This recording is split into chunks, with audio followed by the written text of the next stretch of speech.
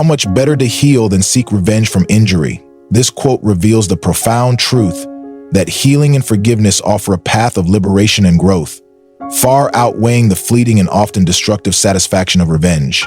When we are wronged, our instinct might compel us to retaliate, to mirror the hurt that has been inflicted upon us. But in doing so, we risk perpetuating a cycle of pain, one that ensnares both the victim and the perpetrator in an endless loop of bitterness and hostility. Healing, on the other hand, offers a chance to transcend the conflict, to free ourselves from the weight of anger and resentment, and to chart a course toward lasting peace and personal growth. Emma's story is a testament to the transformative power of healing over revenge. Emma and Sarah had been inseparable since childhood. They shared a bond forged over years of shared dreams, secrets, and countless moments of joy. But one day, their friendship was tested in a way that Emma could never have anticipated. Sarah, in a careless moment, revealed one of Emma's most intimate secrets to a group of mutual friends. The news reached Emma like a thunderbolt, shaking the very foundation of trust that had defined their relationship. Emma felt an overwhelming mix of betrayal, anger, and sadness. Her first instinct was to retaliate, to even the scales by exposing one of Sarah's vulnerabilities in return. Revenge seemed like the only way to reclaim her dignity and to make Sarah feel the depth of the pain she had caused. But something held Emma back. As she sat with her emotions, she realized that striking back would only deepen the rift between them. It would not heal the hurt, nor would it restore what had been lost. Instead, it would perpetuate the pain, casting a shadow over all the memories they had cherished together. Emma decided to take a different path. Summoning all her courage, she approached Sarah and through tears, expressed how deeply her trust had been betrayed. She spoke not out of anger, but from a place of honesty and vulnerability. Sarah, confronted with the impact of her actions, was filled with remorse. She apologized sincerely, her voice trembling with regret. In that moment, Emma made the choice to forgive. It was not easy, but it was liberating. By prioritizing healing over retaliation, Emma not only mended their friendship, but also deepened it. Their relationship became stronger, rooted in a newfound understanding of trust and accountability. This story reflects a universal truth. Forgiveness does not excuse the wrongdoer, nor does it erase the pain. Rather, it is a gift we give ourselves, a way to release the emotional burdens that tether us to the past. Revenge might seem satisfying in the heat of the moment, but it often leads to unforeseen consequences, escalating conflicts, and entangling us further in negativity. Healing, by contrast, allows us to reclaim our peace and move forward unburdened. It transforms wounds into lessons, conflicts into opportunities for growth, and relationships into spaces of mutual understanding. So stories like that really kind of click for me when somebody's transforming their life and their relationships. The wisdom of this approach extends far beyond personal relationships. In the workplace, misunderstandings and conflicts are inevitable. Imagine a scenario where a colleague takes credit for your idea during a meeting. The sting of injustice might tempt you to retaliate by discrediting them in front of others. But such actions, while momentarily satisfying, can corrode professional relationships and create a toxic environment. Forbes 100 famous. Instead, addressing the issue directly and calmly can lead to a resolution that upholds your integrity and fosters collaboration. By focusing on solutions rather than blame, you not only preserve your peace of mind, but also contribute to a more respectful and productive workplace. And in personal relationships too, the choice to heal rather than retaliate can transform moments of conflict into opportunities for deeper connection.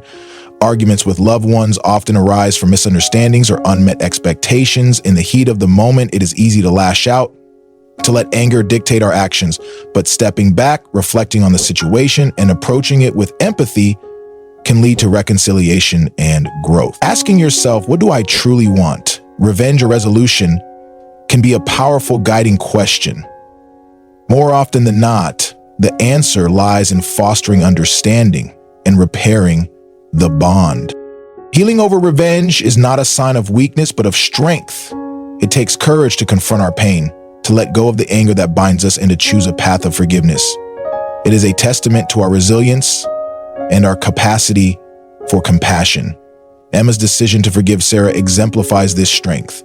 Her choice not only salvaged their friendship, but also illuminated the path of healing for others who face similar trials. Ultimately, the decision to heal rather than seek revenge shapes the kind of person we become. It allows us to rise above the immediate hurt and to cultivate a sense of inner peace that is unshaken by external conflicts. It fosters relationships built on trust and mutual respect, creating environments where understanding and compassion can thrive. By choosing healing, we not only transform our own lives, but also inspire others to embrace forgiveness and empathy. The journey is not always easy, but it is profoundly rewarding, offering a legacy of peace and growth that far outlasts the fleeting allure of revenge. The mind that is anxious about future events is miserable. This simple yet profound statement captures the essence of how anxiety about the unknown can overshadow our ability to experience life fully. When we let our minds spiral into an endless loop of what-ifs and worst-case scenarios, we trade the richness of the present moment for an imagined future that may never materialize. This tendency to worry not only drains our mental energy, but also creates a sense of unease that permeates every aspect of our lives. It holds us captive, preventing us from embracing the beauty and joy available to us in the here and now. Take the story of Emily, a young professional who was preparing for her first major presentation at work. For weeks leading up to the event, Emily's mind was plagued by thoughts of failure. She would lie awake at night, replaying potential scenarios in her head. What if I forget my points? What if my audience thinks I'm incompetent? What if everything goes wrong? These fears became her constant companions, sapping her energy and clouding her days with a heavy sense of dread. She found herself unable to enjoy meals with her family or focus on the things she usually loved. Her anxiety about the future had trapped her in a cycle of misery, one that felt impossible to escape. One evening, Emily's mentor, David, noticed her distress. David was someone she admired for his calm demeanor and steady confidence. When she confided in him about her fears, he listened patiently before offering her a piece of advice that would change her perspective entirely. "Emily," he said gently, "focus on what you can control right now and let the rest unfold as it will. Worry doesn't fix the future. It only ruins the present." At first, Emily was skeptical. How could she stop worrying about something so important?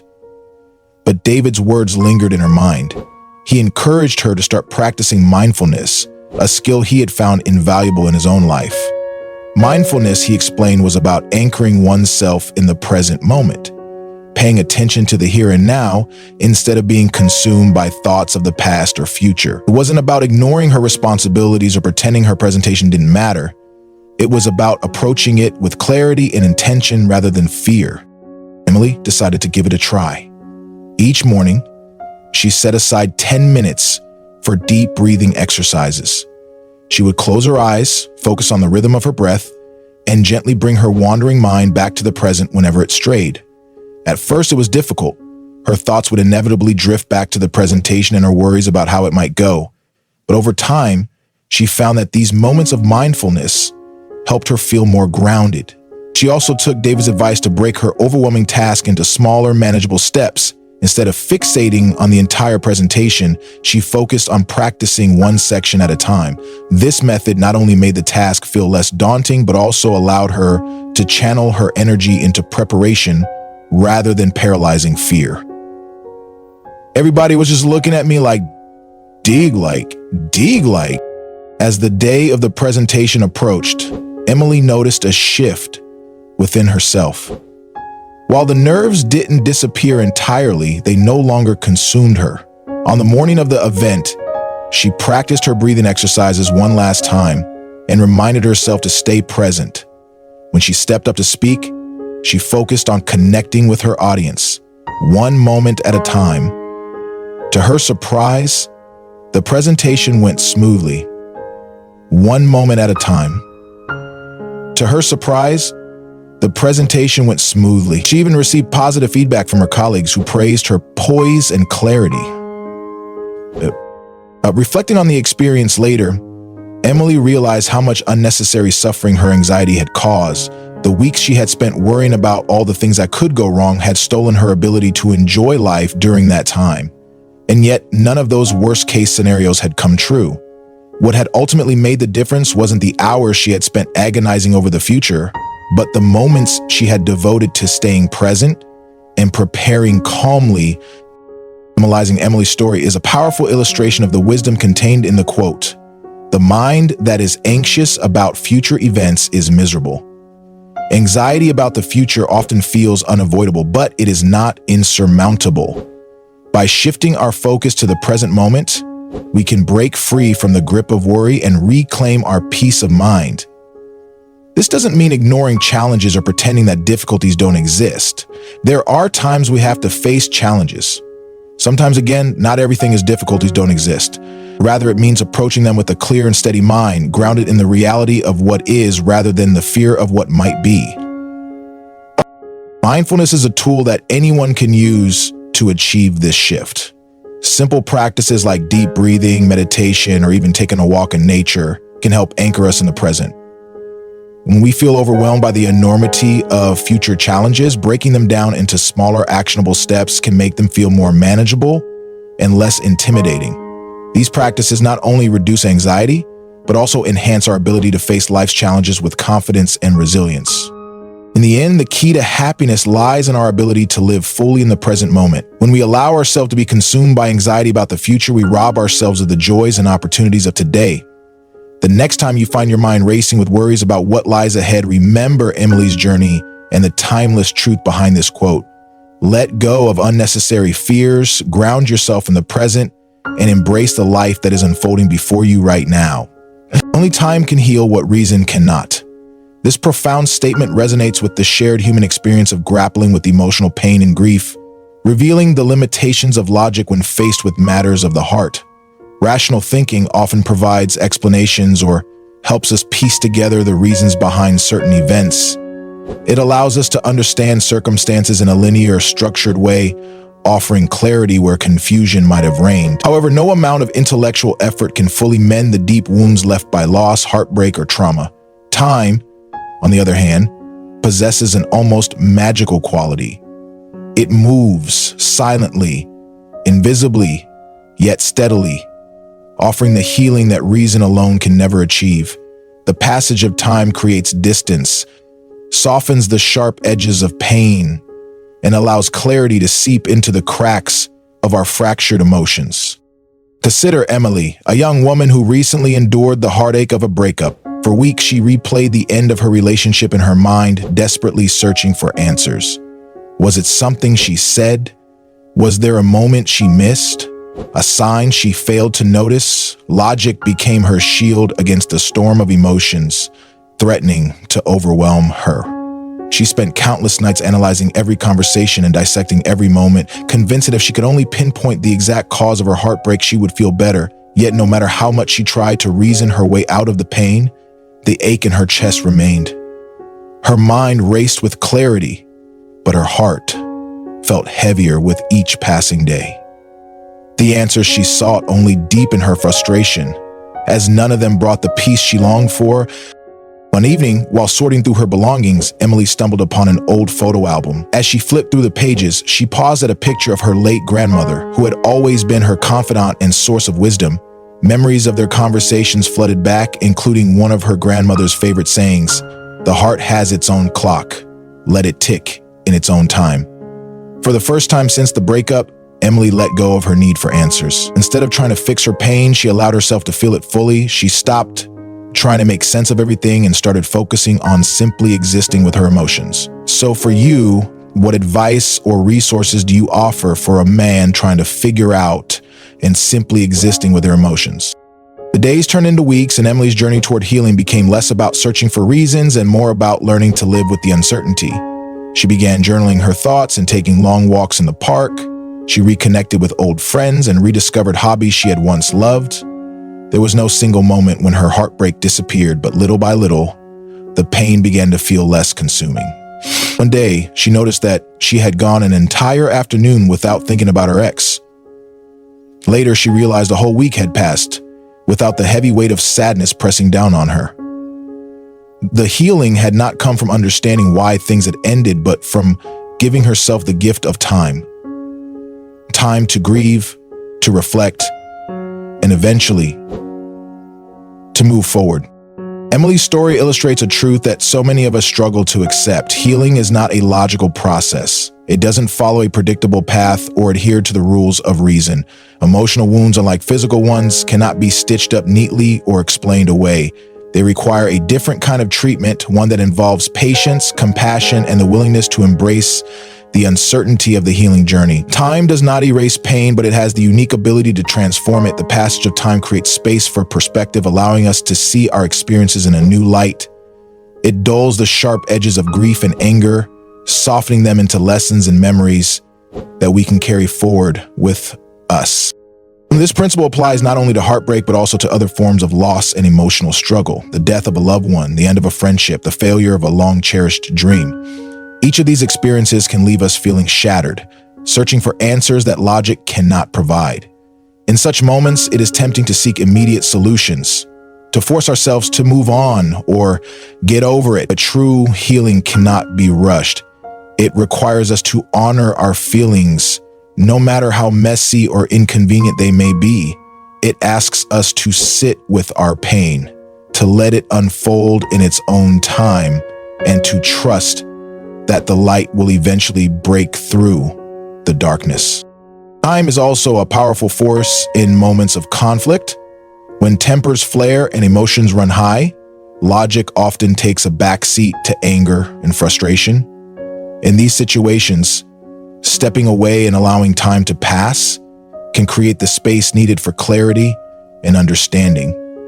Words spoken in the heat of the moment can be softened with time, and perspectives that seemed irreconcilable can begin to align. By giving ourselves and others the grace of time, we open the door to reconciliation and growth. And the wisdom of only time can heal what reason cannot lies in its acknowledgement of the human condition. It recognizes that some wounds are beyond the reach of logic, that some questions will never have satisfying answers. It reminds us to be gentle with ourselves and others, to embrace the uncertainty of life, and to trust in the healing power of time. Like Emily, we must learn to let go of the need for immediate resolution and allow our hearts to find their own rhythm. In doing so, we discover that time, though invisible and intangible, is one of the most powerful tools we have for navigating the complexities of life and emerging stronger on the other side. While we are postponing, life speeds by. This simple yet profound statement carries an urgent truth. Life is fleeting, and every moment we delay is a moment lost. It is a wake-up call, urging us to live with intention, to recognize the value of time as our most precious and irreplaceable resource, and to take action before it's too late. Procrastination, though often a silent thief, robs us of opportunities that could bring joy, growth, or fulfillment. By waiting for the perfect moment to act, we allow life's opportunities to pass us by, often without even realizing it. Consider the story of Emma, a talented artist who always dreamed of painting a mural in her local community. From a young age, she envisioned creating a vibrant, colorful piece that would bring people together and transform the gray wall of an old building into a masterpiece. But Emma kept postponing her dream. She told herself she needed more practice, more time, or better circumstances. She convinced herself that next week, next month, or next year would be a better time to start. Each day, she walked past that wall, imagining what it could look like, but never picking up her brush. Years went by, and Emma's life became busier. One day, as she passed the wall on her way to work, she noticed a sign. The building had been sold and was slated for demolition. In that moment, Emma felt a wave of regret. She realized that her hesitation, her endless planning, and her excuses had cost her the opportunity to bring her vision to life. The mural she had dreamed of was now an impossibility, and the blank wall would forever remain a reminder of what she could have done if only she had started. After 6 months of taking me personal accountability assignments, which helped her realize that her past wasn't her past, Emma's story is not uncommon. How often do we put off our dreams, telling ourselves that we'll get to them someday? But someday is not a guarantee. Life moves forward whether we act or not, and opportunities are often fleeting. By postponing action, we risk losing chances that may never come again. Emma's regret could have been avoided if she had simply begun, embracing the imperfections of the process rather than waiting for everything to align perfectly. Her story teaches us a crucial lesson: the best time to start is now. Time is a finite resource, slipping through our fingers with every passing second. It is easy to get caught up in overthinking, waiting for the ideal circumstances to pursue our goals, but the truth is, perfect conditions rarely exist. There will always be uncertainties, challenges, and reasons to wait. Yet by choosing to act despite these imperfections, we take control of our lives and create opportunities for growth and fulfillment. Even small steps can build momentum. For example, if you've been postponing a fitness routine, start with something simple. Go for a 10-minute walk today, and let that small action inspire you to do more tomorrow. Progress, no matter how small, is better than standing still. Imagine looking back on your life. What would you see? Would it be a timeline filled with rich experiences, attempts, and lessons learned? Or would it be a collection of missed opportunities and unfulfilled dreams? The choice is ours to make. Life will not wait for us to be ready. It moves forward relentlessly, and it is up to us to move with it. If you've been holding back on pursuing a passion project, reaching out to someone you care about, or taking a leap of faith, remember that the only moment we truly have is now. The urgency to act is not about rushing through life, but about living fully and intentionally. It is about prioritizing what truly matters and making deliberate choices that align with our values and goals.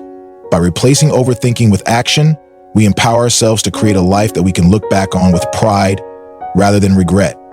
Emma's story serves as a powerful reminder that waiting often leads to missed chances. Her dream of a mural could have been realized if she had taken even the smallest step toward it. As the saying goes, the best time to plant a tree was 20 years ago, the second best time is now. This wisdom reminds us that it is never too late to start, but the sooner we begin, the more we can accomplish. So stop waiting. Whatever dream or goal you have been postponing, take the first step today. Life is speeding by, but by acting with intention and courage, we can ensure that it doesn't speed past us. Seize the moment, embrace the imperfections, and start living the life you've always imagined. After all, the only thing worse than failing is never trying at all. Waste no more time arguing about what a good man should be. Be one. This timeless quote from Marcus Aurelius speaks directly to the essence of leading a meaningful life. It calls us to shift our focus from endless discussions about virtues to actively embodying them. In a world where people often get caught up in debates about morality, ethics, and the qualities that define a good person, Marcus Aurelius' words offer a profound yet simple reminder. Actions, not words, reveal true character. Personal integrity is not something to be discussed. It is something to be demonstrated in the way we live our lives. Consider the story of Daniel, a middle-aged manager at a bustling corporate office, whose leadership style exemplifies the wisdom of this quote. Daniel's team often found themselves in philosophical debates about the characteristics of an ideal leader. Some argued that empathy was key, while others insisted that decisiveness or honesty were the most important traits. While the debates were lively, they rarely resulted in actionable change. Daniel, however, quietly embodied the values they discussed without fanfare. His actions spoke louder than any argument he could make. One day, a member of Daniel's team, Sarah, found herself in a particularly difficult situation. She was juggling the demands of a critical project while dealing with personal challenges at home. The deadlines loomed and Sarah's performance began to falter. It was a moment when many leaders might have reprimanded her or reminded her of the stakes. But Daniel chose a different path. Instead of criticizing or micromanaging, he approached Sarah with genuine empathy. He took the time to listen to her without judgment, understanding the pressures she faced. Recognizing that she needed support, Daniel worked with the team to redistribute some of her responsibilities and provided her the breathing room she needed to recover her balance. This single act of kindness transformed the dynamic within the team. Sarah not only regained her footing, but also delivered her project successfully. More importantly, the rest of the team took notice of Daniel's behavior. They saw a leader who didn't just talk about empathy and support, but lived it through his actions. Over time, Daniel's approach inspired his team members to adopt similar attitudes, creating a culture of collaboration and understanding. His ability to align his actions with his values became the foundation of his success as a leader. Daniel's story exemplifies the power of action over rhetoric. It is easy to engage in discussions about morality, to theorize about what it means to be kind, honest, or responsible. However, these discussions often lead nowhere unless they are accompanied by deliberate actions. Marcus Aurelius reminds us that our energy is better spent living our values than arguing about them. True integrity lies in the small, everyday choices we make. Choosing to tell the truth when it's inconvenient, lending a helping hand when it's not expected, or taking responsibility for our actions even when it's uncomfortable. The ripple effect of such actions cannot be understated. When you choose to embody virtues like kindness, honesty, or responsibility, you inspire those around you to do the same. People learn from what they observe, not from what they are told. If you value kindness, show it by helping a struggling colleague or offering words of encouragement to someone who seems down. If honesty is a principle you hold dear, demonstrate it in every interaction, from major decisions to everyday conversations. These seemingly small actions create an atmosphere of trust and respect, which has a far greater impact than any theoretical discussion ever could. The beauty of Marcus Aurelius' philosophy lies in its practicality. It does not demand perfection or grand gestures. Instead, it asks for consistency and authenticity. It challenges us to be mindful of our actions and to ensure they reflect the values we claim to uphold. The path to becoming a good person is not about achieving an idealized state of being, but about striving, moment by moment, to align our actions with our beliefs. Daniel's story also highlights another important aspect of this philosophy: the ability to lead by example. By quietly living his values, Daniel not only improved the immediate situation, but also set a standard for others to follow. This is perhaps one of the most powerful ways to influence the world around us. When we embody the virtues we admire, we create a ripple effect that extends far beyond our immediate circle. Our actions inspire others to reflect on their own behavior and strive to live with greater integrity. In the end, Marcus Aurelius' words remind us that the essence of being a good person lies in action, not debate. It is not enough to talk about virtues or to admire them from afar. We must live them in every decision, every interaction, and every moment of our lives. The world needs fewer debates about morality and more people willing to embody it. Oh boy. So the next time you find yourself caught in a discussion about what it means to be a good person, remember Daniel's story and Marcus Aurelius' wisdom. Waste no more time arguing about what a good man should be. Be one. Each of these quotes carries a profound message that resonates with the human spirit, offering timeless wisdom for living a meaningful and intentional life. They serve as a compass guiding us through life's challenges while inspiring growth, authenticity, and purpose. Imagine a world where we choose healing and forgiveness over the bitterness of revenge. What a transformative impact that could have. By anchoring ourselves in the present moment, we can free ourselves from the weight of future anxieties and regrets. Trust in the quiet but powerful passage of time to heal wounds that logic cannot mend. Life is fleeting and opportunities are rare, so act decisively with courage and purpose. Be the change you wish to see, embodying the virtues you admire instead of merely speaking about them. When we live with purpose, act with integrity, and embrace the beauty of the present, we not only enrich our own lives, but inspire those around us. This is the key to cultivating resilience, finding deep fulfillment, and creating a lasting legacy of kindness and goodness. If these ideas resonate with you, let's spread this message together. Subscribe to our YouTube channel for more wisdom that inspires personal growth and positive action. Share this video with friends and family who might need a spark of encouragement or a dose of inspiration. Your support helps create a ripple effect of positivity and change in the world.